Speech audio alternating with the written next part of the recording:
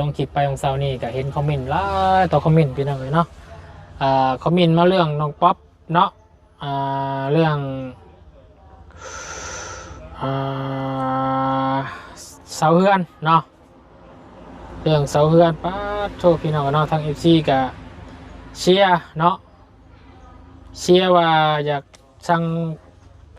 เสาให้กับน้องป๊อปนี่ขอเป็น12ต้นเด้อบ่บุญเนาะให้น้องสั่งไม้หรือว่าสั่งเสามา12ต้นเนาะกับ12ต้นนี่ถามว่าพ่อบ่งบเป็นบุญพ่อพี่น้องเลยเนาะแต่ว่าถามว่ามันสิงบบ้านปลายบ่เนาะเรื่องว่าบ้านปลายอยู่แล้วเนาะ12ต้นเดี๋ยวปรึกษาทางทีมงานเติมอีกทีหนึ่งพี่น้องเลยทางบุญเรียนก็ได้คือว่าด้วยตอนนั้นเอาห้องน้ำเขาบ่เคยเขาบ่ต้องเฮ็ดกระยาใช่พี่น้องเนาะน้องใจดีคนมาของน้ำไม่ว่า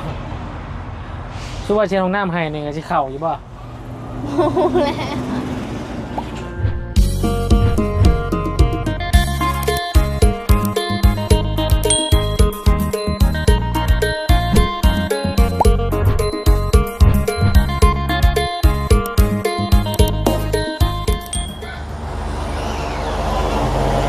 โชว์ตีนเสาบากเนาะยิงน็อตจับจองกันอย่างแน่นหนาเลยละแบบนี้พี่น้องเลยบ่ต้องย่านลมหัวกุดผัดไปเนาะโธ่เอานี่แกแมนตีนเสาหรือว่า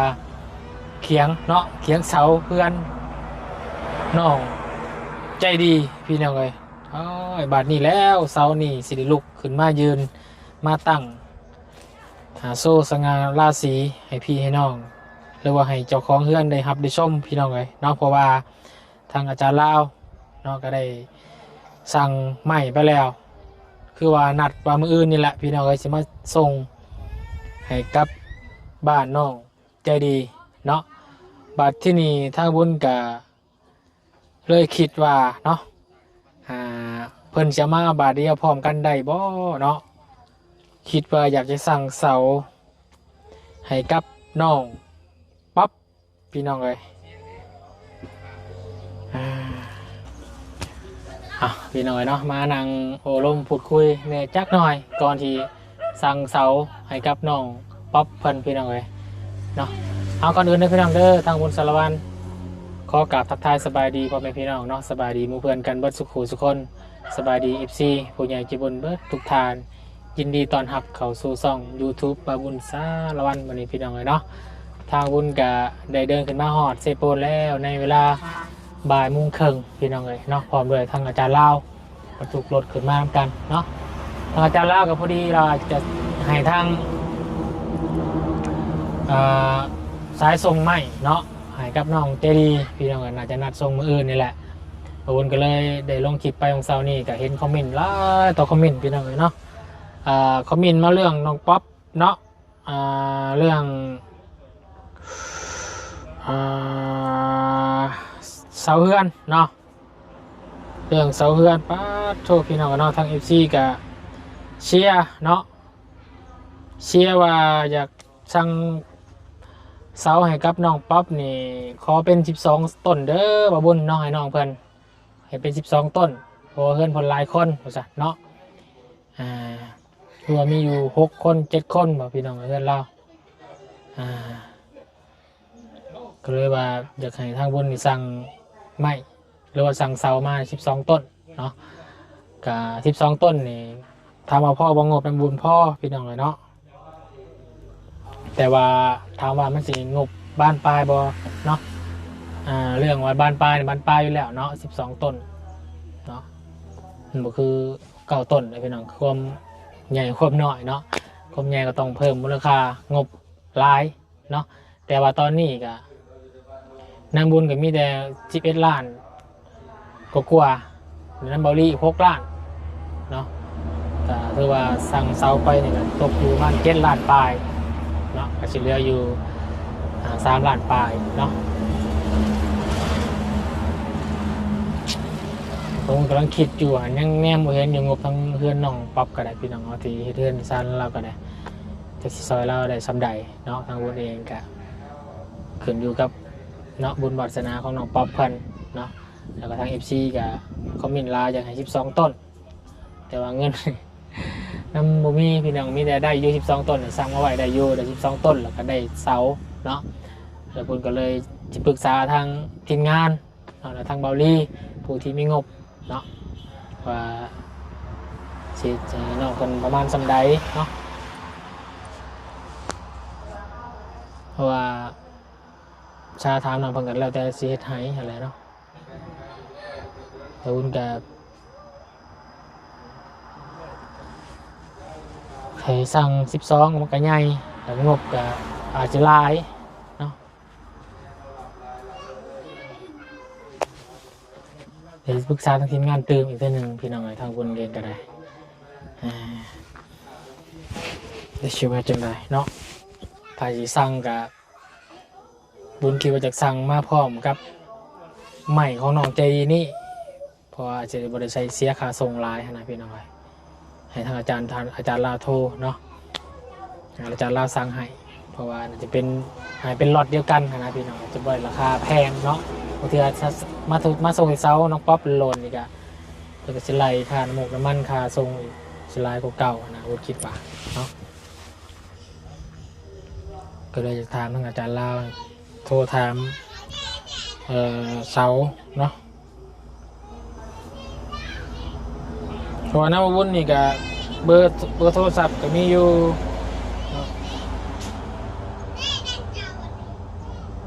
เบอร์โทรศัพท์ทางต่างใหม่นะแต่ว่าอย่างไรทางอาจารย์โทรบอกอาจารย์เคยสั่งล่าสุดเนี่ยอาจารย์สั่งเบอร์29 ล้านพี่น้องเนาะ29 ล้านก็กลัวเพื่อนน้องใจดี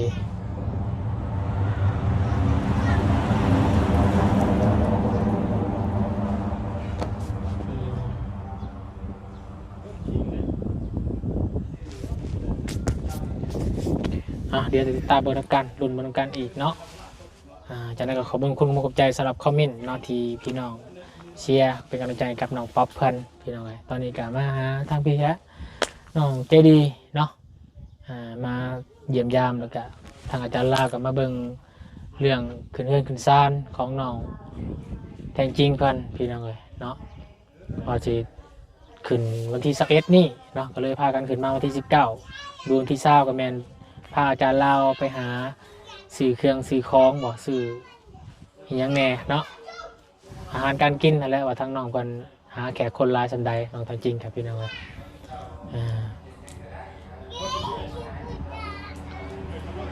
ประมาณนี้แหละพี่น้องเนาะช่วงแรกๆก็จะไปหาน้องป๊อปพอตอนนี้เพิ่นไปโรงเรียนไปทำงานไปเบียร์คือเก่าแล้วอะไรพี่น้องเลยเนาะกับผู้จะว่าคือว่าเราสิยุดซอยแม่หรือว่าแม่บริเฮ็ดลกหญ้าลกยุ่งบ่บริเฮ็ดก็เลยไปเฮ็ดงานเนาะน้องคนกะมี2 ทางเนาะก็คือเบิ่งแม่ซอยแม่เฮ็ดเวียกอยู่ตั้งครอบครัวมีเงินสร้างแน่แล้วก็ไปเฮ็ดงานแน่พอได้มีเงินซื้อข้าวซื้อน้ำแล้วกับพี่น้องเลยประมาณนั้นแหละพี่น้องเลยเนาะวนกะถ้าว่าทางทีมงานเห็นดีว่า12 ต้นแต่อีก12 ต้นเพราะว่าเราต้องปรึกษาทีมงานไหนพี่น้องว่าพี่ทางทีมงานนี่มีแนวโน้มว่าจะมีงบซอยน้องป๊อปเข้ามาบ่จากคนใหญ่ใจบุญนะเราก็ต้องปรึกษาหารือกันสิเฮ็ดยังกันได้พี่น้องกันทีมงานเรามีหลายคนเนาะมื้อแรกพุ่นแหละเนาะสิปรึกษาถ้ามื้อแรกปรึกษาปุ๊บโอเคแล้วก็สิโทรหาทางเสาให้คนมาพร้อมกันเลยอื่นนะตามบนต่างพี่น้องเนาะป้าจะตอนนี้ไปเยี่ยมน้องใจดีนำกันเนาะมืออื่นใหม่สิมามีความตื่นเต้นดีใจสำหรับน้องใจดีพี่น้องเนาะไปโอเคไปพี่น้องเบิ่งนำกันน้องหอดเอาฝนตกแล้วพี่น้องเลยว้าวน้องใจดีสบายดีลูกสบายดีไม่ใช่ฮะไม่ใช่กินน้ำเรากล้วยตกใส่หัวเด้อโอ้ย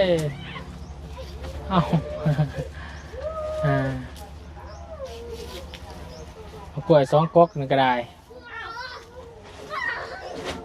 อันนี้เอ้ยอันนี้เอ้ย เอาเรียก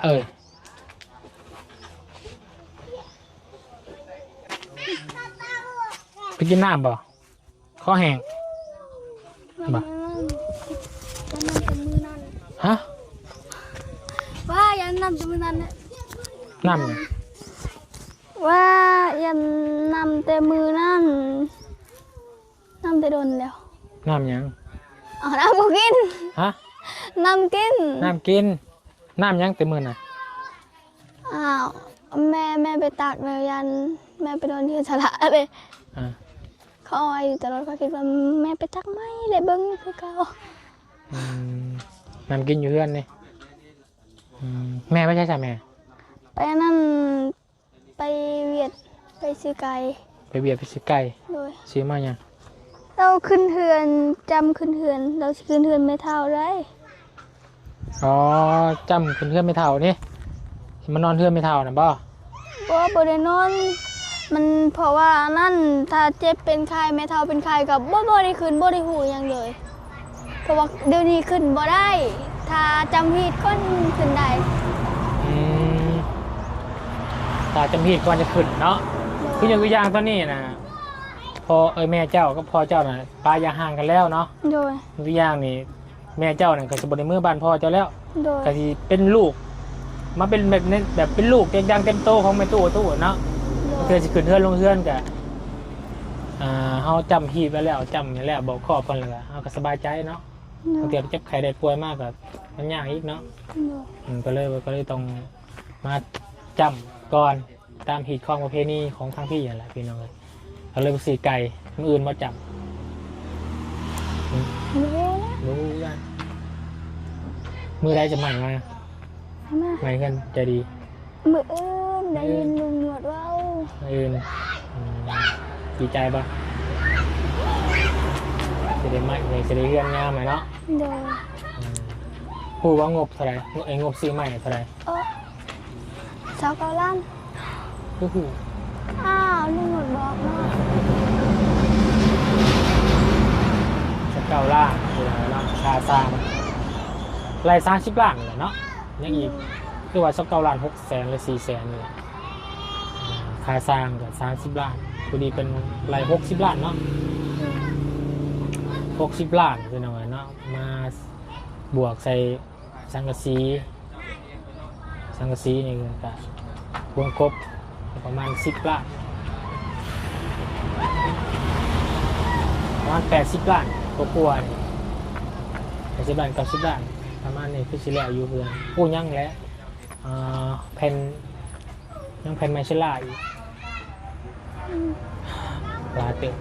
ขนาดเพื่อนเก่าต้นเลยพี่น้องนะตอนนี้ทั้งMCเชียร์นะครับป๊อปใหญ่12 ต้น น้องกบไม่เศร้าเดือน12 ต้น เดือนยัง เพื่อนน้องใจดี โดย แต่ว่าบูฮูสิได้คือน้องใจดีหรือบอนะขนาดน้องใจดียัง10 ล้านเพื่อน12 ต้นก็ต้องรับปล่อยปลาหลั่นไปแล้วพี่น้องแต่ว่างบประมาณนี่ก็ยังแนมยังบ่เห็นอยู่เนาะคือว่าจังได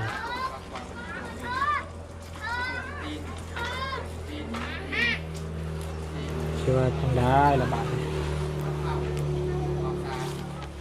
ดีใจน้องๆจะดีอยู่แล้วพี่น้อยเนาะมีเงินมีซานของตัวเองแล้วระบาดมือยุบมือย่อกะยังบ่ฮู้เนาะต้องให้สร้างคนมากบไม้กบตอกก่อน โดย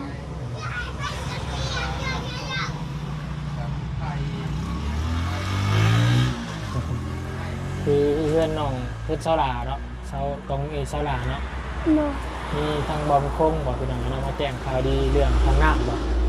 เป็นทางน้ำบ่ โดย ส่วนน้องเจดีนี่ ถ้าคนละคนก็แบบคือเห็นห้องน้ำอยู่หลังเพื่อนน้องเจดีเลยพี่น้องอีกอย่างเนาะแต่ว่าเบิ่งสถานที่ก่อนพี่น้องเลย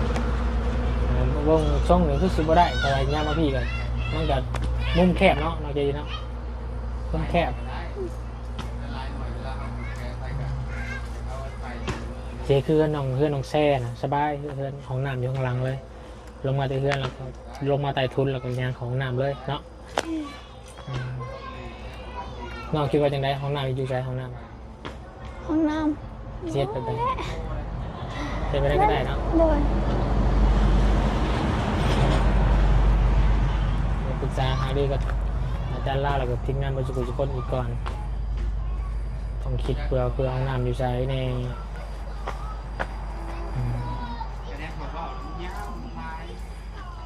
มืออื่นกับแมนขึ้นเพื่อนน้องมือเนาะเพื่อนน้องใจดีเนาะเพื่อนน้องใจจริงเนาะ โดย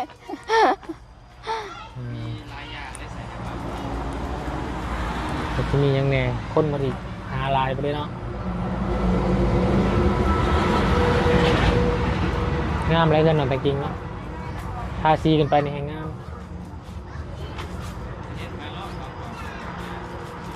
โอ้เพื่อนซ้ำนี่13ถึงบ่ได้ดอก 10 ชาติเป็นใดหลังจากทาง FC หรือว่าทางทีมงานอาจารย์ลาวทีมงานโซสุกุทุกคนมีงบประมาณให้เทือนแล้วมีทาง FC มันทักมาหาอยู่บ่โทรมาหาอยู่บ่อืมโทรมาเห็นยังโทรมาแสดงความยินดี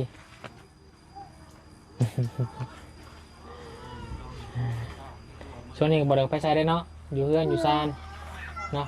ทีมงานมาเยี่ยมมาทานมันกัน เอาน้อง เอาน้อง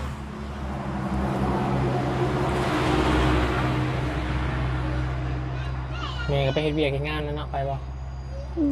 เมย์จำเพิ่งไปรับจ้างอยู่บ่ บางเทื่อเราเฮ็ดซอยไม่เท่า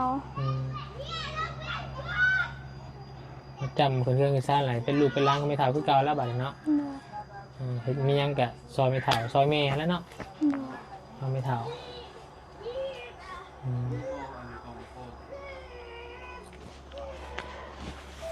พี่น้องกันเนาะกับคลิปนี้กับบ่มีหยังหลายกะมาโอลมพูดคุยกับน้อง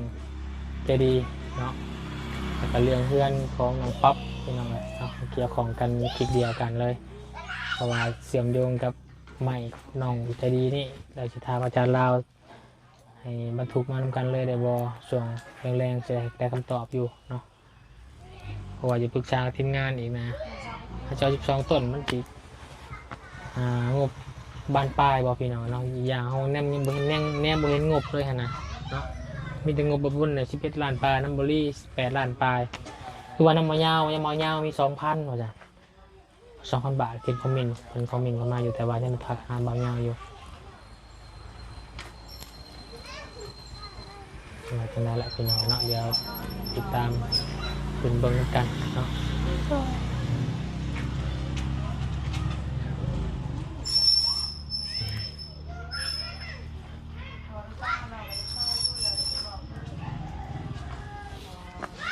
พอดีแล้วน้องห้องน้ำน้องอันนี้มีเนาะน้องดอกแค่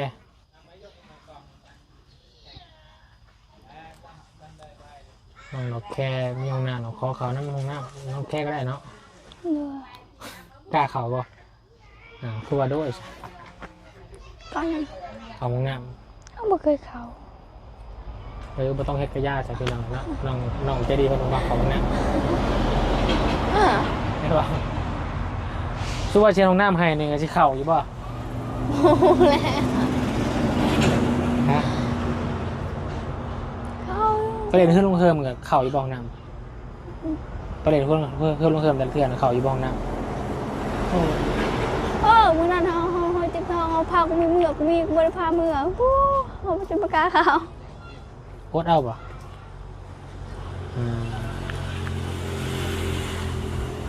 ต้องเฮ็ดกระยาเดี๋ยว FC พี่น้องเนาะอ่านกับน้องเทดีบนบกคันบกเขาของหน้าไปเฮียนเข่าแม่ บ่เจ็บ ฮะมันบ่แซ่บ บ่เจ็บตัว ฮะ มันบ่เคยเข้าบ่เจ็บ บ่เจ็บอีหยังบ่เจ็บ บ่เอายังใหม่ตัว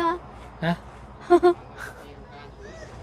มันยังบ่เจ็บ บ่เคยเข้าเนาะ ย่านคนเห็นนี่บ่มันบ่เจ็บ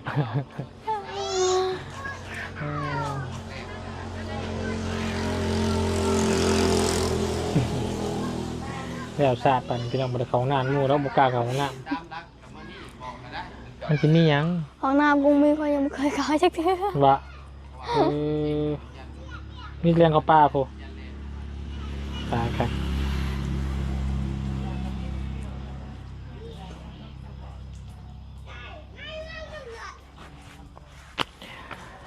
แต่โอเคพี่น้องเนาะสำหรับคลิปนี้กับผมมีหยังหลายที่พี่น้องเด้อมาเล่นน้องใจดีแล้วก็ดีใจน้องเพันมืออื่นใหม่มาเนาะเตรียมเช็คเบิ่งใหม่นำกันพี่น้องเลยเนาะป้าจ๋าอยู่ดีไหมแห้ง สบายดีเด้อ สบายดีน้องใจดีน้องเลี้ยงไปใส่คือเวนเนาะเครื่องสภาคงมีนะจ๊ะอ๋อคือว่างบน้องมีงบเฮ็ดเรือนแล้วป่ะฮะงบทั้งย่อเสาเรือนน้องคงมีมาแล้วป่ะงบเงินเฮ็ดเรือนน้องคงมีมาแล้วป่ะยังบ่ฮู้เนาะยังมีใครมาแจ้งเนาะโอเคชาวพี่น้องเนาะสำหรับคลิปนี้บุญขอลาก่อนแล้วเดี๋ยวพบกันคลิปหน้ากันแล้วกันเนาะดีๆไม่แห้งมาสู่สุขคนเด้อสำหรับคลิปนี้ไปแล้วสบายดีเด้อบัดสุขคนพี่น้องไง